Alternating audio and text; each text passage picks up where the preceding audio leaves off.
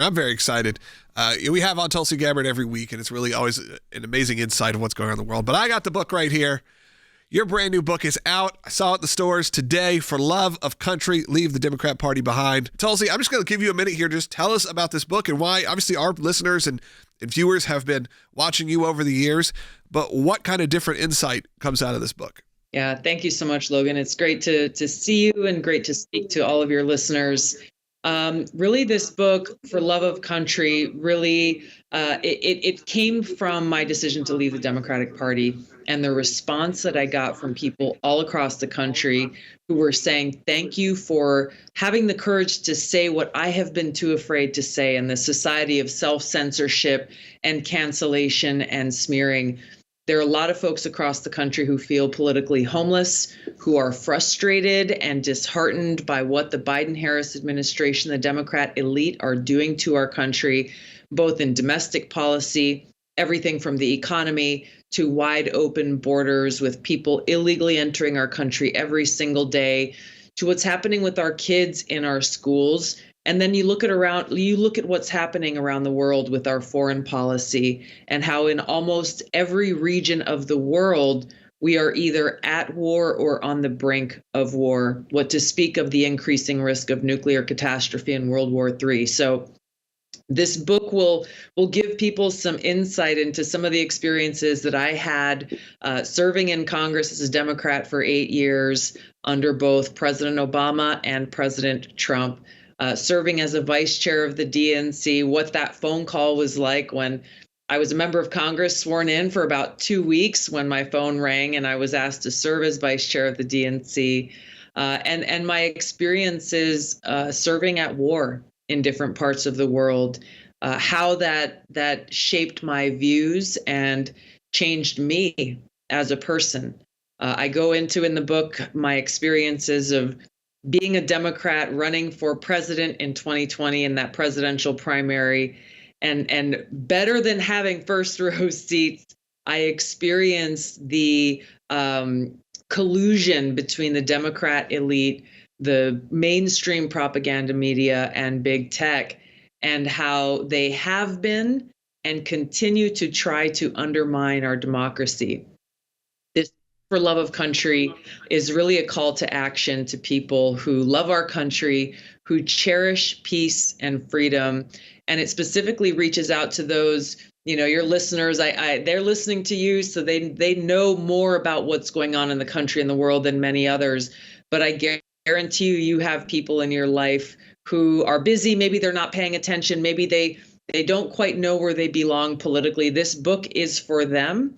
To let them know how important it is that we come together as Americans first, regardless of political affiliation, or frankly, how we may agree or disagree on views. If you cherish peace and you cherish freedom, I urge you to read this book, and you may find yourself feeling both disheartened as I have been, but hopeful in knowing that you're not alone. We, the people, are the only way we save our country, defend our republic, and defend our fundamental freedoms in this upcoming election. So the book just came out yesterday. I appreciate the opportunity to share this with you, your viewers, and your listeners. I have no doubt the New York Times is going to try to ban this book from their bestseller list, so I want to ask for your support. You can order this book on Amazon, Barnes & Noble, or get a signed copy from tulsigabbard.com. Obviously, and there's some other topics going on, but this book I think is very important. As you said, there's a lot of people who feel that political homelessness. I know with a lot of my wife and a lot of her friends, I'm in sort of a group of women typically that are from their mid 30s, their mid 40s, and I feel like they are, especially they're traditionally maybe conservative Christian women even, and they feel still as moms and dealing with different kind of issues, a bit of that. I don't know what to do. I don't know where to vote. I don't know who to vote for. I don't know what actually represents me. And I like that your book takes that on a bit too, and that your platforms have always done that, which is to speak to people in a way. And you see that. You go to Barnes & Noble, by the way. There was a big display I got to see, which is very cool. So I know Will's got a question, though. Yeah, you write in the book that you joined the Democrat Party in Hawaii in 2002 because you saw a party that at the time appeared to be the party of the people, a party that valued free speech, welcoming all comers into a big tent where the sharing of diverse opinions and views on issues was encouraged. And then you go on to write that the party you joined over 20 years ago no longer exists today. When did you really start to see the shift in the party that you had joined and the views that you thought it espoused and what it is today? Well, it happened slowly over time and then a rapid escalation. One of the things that where I started to begin to see the insanity, frankly, was when President Trump got elected. When he won that election in 2016, I was the first Democrat to go and meet with him in Trump Tower. I'm in New York City right now. It's right down the street, because I was invited to speak to him about foreign policy. I served on the Armed Services and Foreign Affairs committees, and I had the opportunity to speak to the next president of the United States about how we tackle radical Islamist terrorism and defeat it, both kinetically and ideologically. The response from the Democrat elite, my former colleagues in Congress, was surprising. They were angry at me for meeting with Donald Trump because they said, how dare you humanize this man? This kind of what we now call Trump derangement syndrome began back then, and it led to this crazy escalation of illogical, irrational policies and thinking that has put us in this very place today where our fundamental freedoms are being threatened. Our democracy is being threatened because they're afraid of losing power, and they're afraid of Donald Trump getting reelected because they know that he doesn't care about permanent Washington establishment and that he will do all he can to try to root out that corruption and that rot.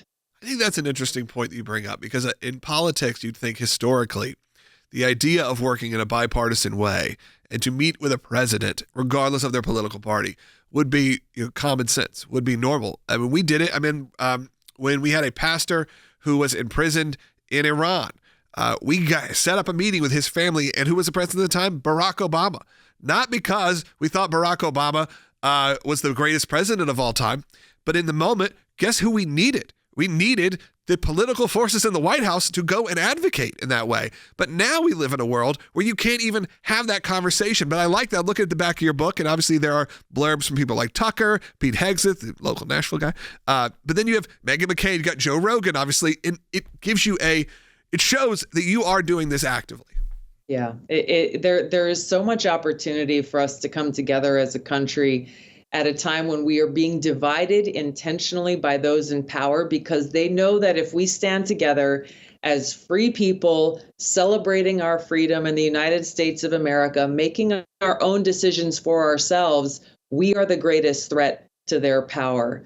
And so we start by having dialogue with each other. We start by understanding that if we come together to defend our freedom, this is how we save our country and begin the tough work of getting our country back on track. Well, before we wrap up with your segment here, Tulsi, I did just want to give you that another opportunity, let people know how they can get the book, obviously wherever books are sold, I'm sure. But it's an important time. You're going to see a lot of political books come out over the next few months. That's just what happens. It's the season of that. But your book stands out. And one, it stands out because the cover art, which I said, wonder who did this cover art. And I flip through and I go, oh, look who it is. Your husband, which is amazing. He always does an incredible job on all of your work. And we love working with him. But it's important for these kind of books to stand out because you're going to see a lot. But your book is there and it's available now. It is available now. And thanks for the shout out to my husband. He didn't know that his name was going to be printed in the book as a credit, but he took that picture on the National Mall where you have that circle of flags around the monument there. I also recorded the audiobook. I narrated it myself. So if you're not doing the hardcover book thing, you prefer audiobooks, the audiobook is available as well. Again, I appreciate your support.